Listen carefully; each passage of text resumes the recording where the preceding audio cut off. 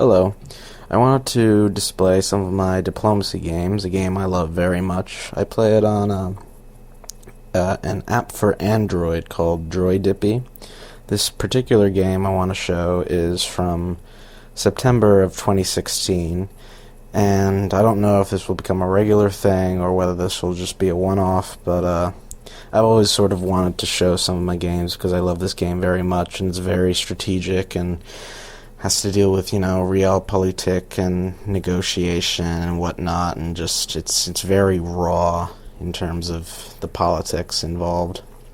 So, without further ado, I will go on and give my commentary for this particular game, for which I am playing as Turkey.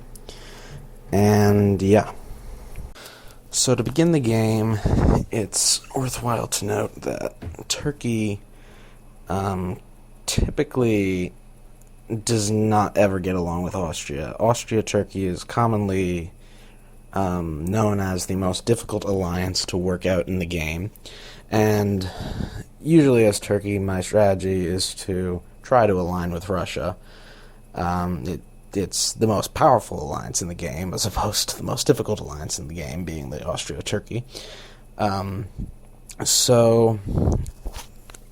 In my negotiation with Russia, he didn't really seem like he knew what he was doing.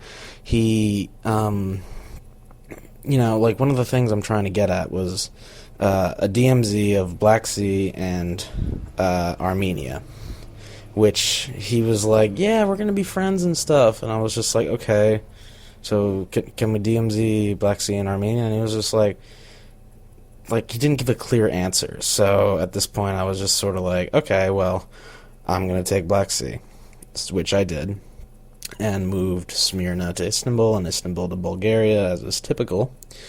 Good news for me was Italy went right after Austria. Now, Italy and Austria are typically a powerful alliance that can stop Turkey right in its tracks. And given the fact that I was making an initial aggressive move against Russia, this was very fortuitous for my purposes. Not only that, but England also makes moves against Russia, moving his fleets into North Sea and Norwegian Sea.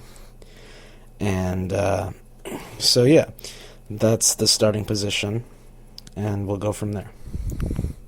So given my position in the Black Sea, I was able to take Romania fairly easily. The only way I would have not been able to take it was if Austria somehow intervened, but he had to deal with defending Trieste from Italy and wanted to get Serbia for himself, so he did that, and I got 2 builds in the first year, so that's pretty good for Turkey.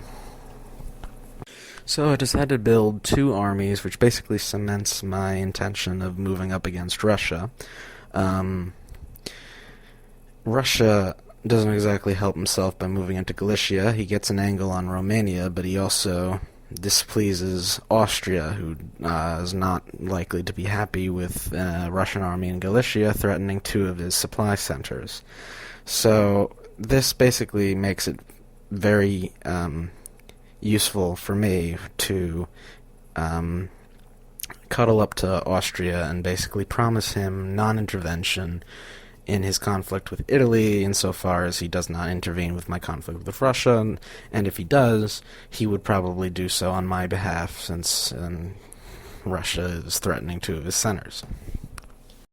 So in the spring of 1902, I snag Greece, which since Austria and Italy are busy fighting each other, it's a likely gain for me. I move up against Sebastopol and move into Armenia, while Russia takes Romania.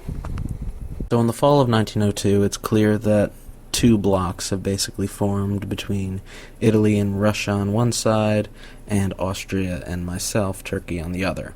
I get Austria to support me from Armenia to Romania via convoy, which I thought was kind of a nice move. In the process, cutting the support of Romania to help Ukraine get into Sebastopol. So I'm basically able to get two more centers, Greece and Sebastopol, this year. While unfortunately for Austria, Russia supports Tyrol into Vienna via Galicia, while Venice cuts the support of Trieste. So Italy and myself gain, while Austria and Russia lose. This is a sort of... Well, this is definitely beneficial for me because my ally is basically bearing the brunt while I'm expanding. So, retreats, yeah. Then, in my build phase, I build an army in Istanbul for the purposes of moving into Russia, but also a navy in Smyrna to begin challenging Italian control of the eastern Mediterranean. So in the spring of 1903, I move into Austrian Serbia, which is made possible by his weakness and his conflict with Italy and Russia. Austria basically got the short stick in this end, and I am currently at 7 centers, while Italy is at 5, Austria is at 3, and Russia's at 4, so I am definitely gaining the upper hand at this point, and luckily enough, I'm able to move into Moscow, which is probably explainable due to Russia's not being very good at the game, and I convoy Istanbul to Sebastopol, which further increases my ability to project power into Russia. So in the fall then, I am simply moving up my position further into Russia by taking Ukraine, threatening Italy by moving into Ionian from Aegean, and simply holding my position. So, again, in each year I've gotten 2 builds, and 1903 is no exception.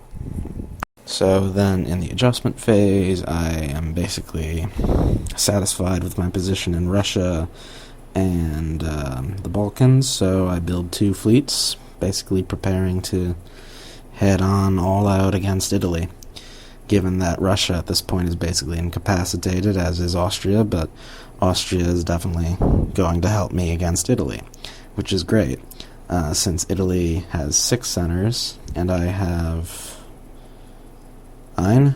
Yeah. So then, next spring of 2004, I make a pretty good move, I think, in moving Ionian to Tyrrhenian.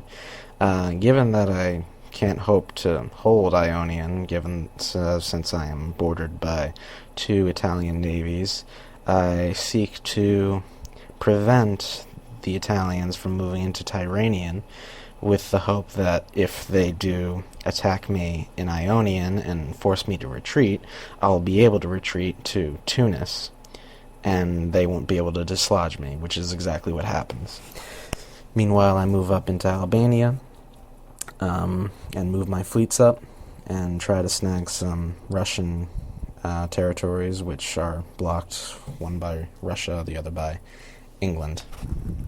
So, as said, I retreat to Tunis, and then I basically cover Greece while moving into Ionian, then forcing the Italians to retreat to Naples, while I snag Warsaw while defending the last Austrian holdout in Hungary. Build 2 armies in a preparation for further ability to project power in the Balkans. Then, Italy, in the spring of 2005, misses a turn, which is good for me. I'm able to snag Trieste, which was going to happen regardless, since I cut support in Adriatic and got Austria to cut support in Vienna.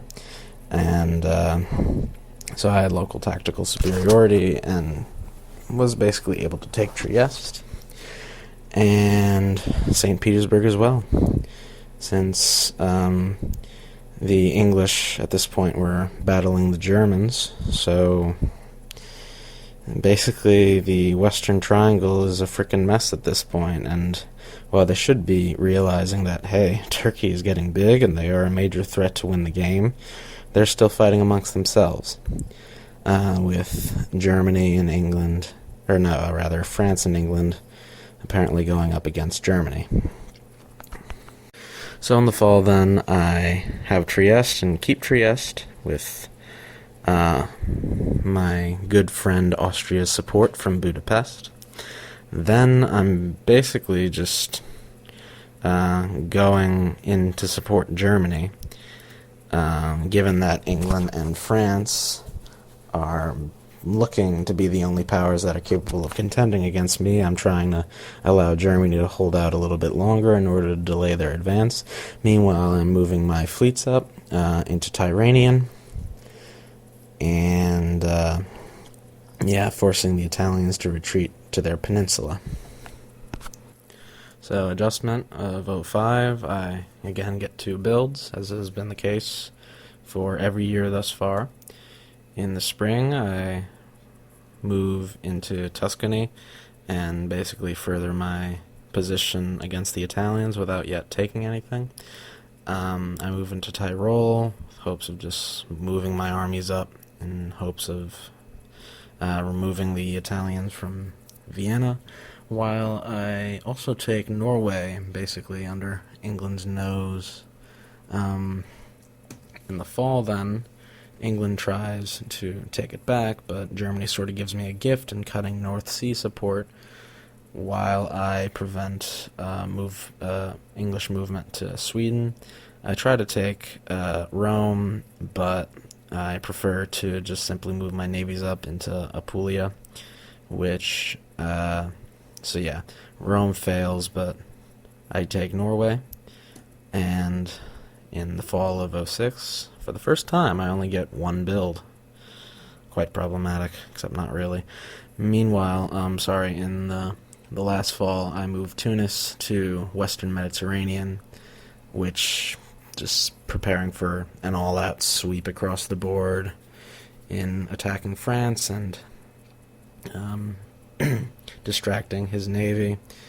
In the spring of 07, I take that navy and move it into mid-Atlantic, making the French basically retreat, while I take Rome and Naples at the same time, given my superior position.